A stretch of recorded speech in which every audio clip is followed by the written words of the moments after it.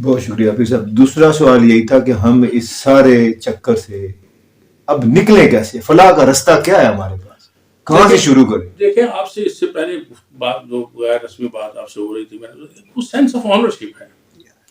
جب تک آپ اس ریاست میں سینس آف آنرشپ پیدا نہیں کریں گے، بس میں یہ کہتا ہوں کہ یہ گھر میرا ہے تو میں اس کے در کے خیال کرتا ہوں، اس کے دروازے کا خیال کرتا ہوں، اس کے باغیچے کا خیال کرتا ہوں، تو اللہ تعالیٰ کے فضل و کرم سے یہ گھر انٹیکٹ ہے. اور اس کے 40-45 سال گزرنے کے باوجود ابھی بھی یہ لگتا ہے کہ 2-4-5 سال پہلے بنا ہوا ہو. وجہ اس لیے ہے کہ اس کی سینس آف آنرشپ ہے. اگر میں یہ سینس آف آنرشپ چھوڑ دیتا، اس کا وہ جو ایک احساس ملکیت ہے میرا کہ یہ میری چیز ہے، یہ میرا گھر ہے، یہ میں چھوڑ دیتا تو کبھی اس کا قبضہ نکل گیا ہوتا، کبھی اس کی سیڑھی ٹوٹ گئی ہوتی، کبھی اس کا دروازہ اکھڑ گیا ہوتا، اور دیکھتے دیکھتے یہ گھر جو ہے وہ کھنڈ میں تبدیل ہو جاتا ہے. ہمارے ملک کا سب سے بڑا مسئلہ جو ہے وہ سینس آف آنرشپ ہے. یہ گھر میرا ہے لیکن یہ سڑک میری نہیں ہے. ٹھیک ہے، میں نے یہاں گھر سے کوڑا نکالنا ہے، گھر میں نے صاف کیا لیکن وہ میں نے سڑک کے اوپر پھینک دینا ہے. اب سڑک سے کون اٹھائے گا؟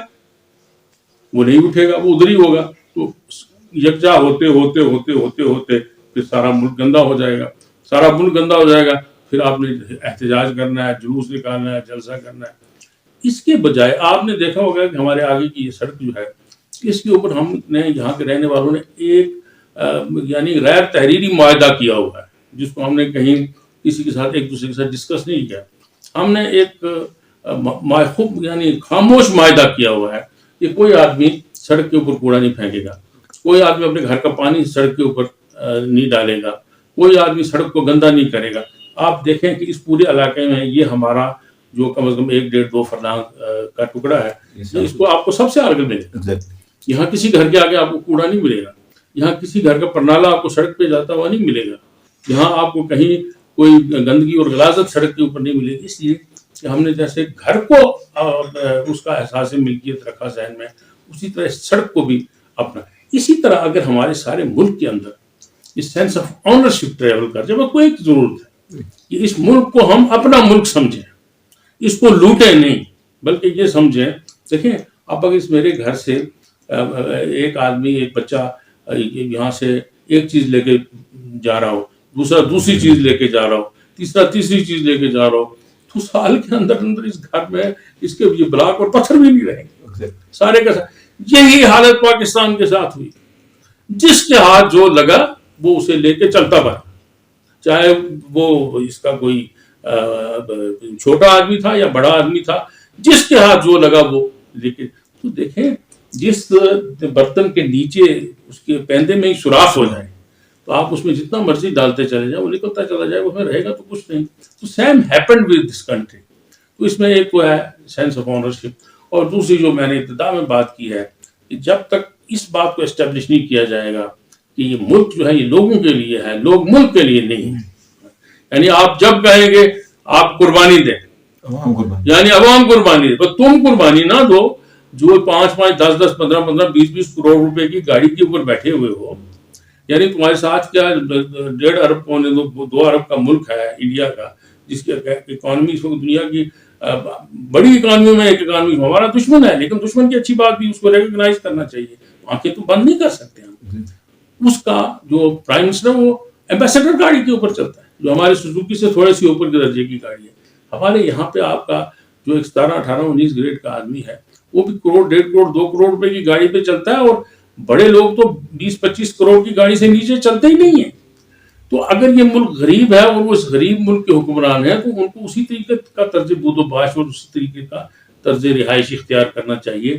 لیکن ان کا نعرہ یہ ہے کہ یہ ملک جو ہے یہ ہمارے لیے ہے، ہم نے اس کو لوٹنا ہے، اور عوام جو ہے یہ ملک کے لیے ہے. یہ ملک ہمارے لیے ہے اور یہ عوام جو ہے یہ ملک کے لیے ہے. یعنی انڈائریکٹلی ہم ان کے لیے ہیں. پہلے ایوب خان کے دور میں ڈار صاحب یہ کوئی 22 خاندان تھے. اب اللہ کے فضل و کرم سے ان 30-40 سالوں میں یہ ترقی کرتے کرتے 22 خاندانوں سے یہ کوئی 22,000 خاندان ہو گئے ہیں یا 2200 خاندان ہو گئے ہیں. بس ان کے گرد یہ پورے کا پورا جو ملک ہے یہ گھوم رہا ہے، اور یہ سارے وسائل جو ہیں یہ ہماری ساری جو اکانومی ہے اس کا مرکز و محور وہ ہیں. اختیارات کا مرکز و محور بھی وہی ہے، سیاسیات کا مرکز و محور بھی وہی ہے، معاشیات کا مرکز و محور بھی وہی ہے.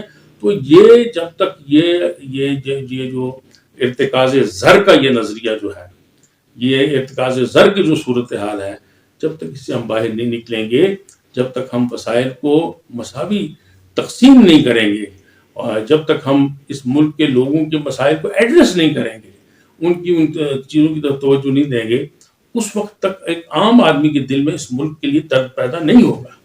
وہ اس ملک کو کیسے اپنا ملک سمجھے گا جہاں اسے 2 وقت کی روٹی کے لیے ترسنا پڑتا ہے، جہاں اسے 2 وقت نا آپ کو جب یہ ہے کہ جب کوئی آدمی بھوک سے مجبور ہو کے اگر وہ روٹی کے لیے کوئی چوری کرتا ہے تو آپ اس کو ہاتھ اس پہ جاری نہیں کر سکتے، اس لیے کہ ہاتھ اس حکمران پہ جاری ہونی چاہیے کہ جس نے اس کی روٹی کا بندوبست نہیں کیا. تو بنیادی طور کے اوپر ہمیں اپنے غریب عوام سے، اپنے غریب لوگوں سے اب اور قربانی کا مطالبہ نہیں کرنا چاہیے، بلکہ اب ہمارے بوجھوا طبقے نے، ہماری اپر کلاس کو اسے قربانی دینی چاہیے. بالکل ٹھیک ہو گیا پیر صاحب، بہت شکریہ پیر صاحب. ایک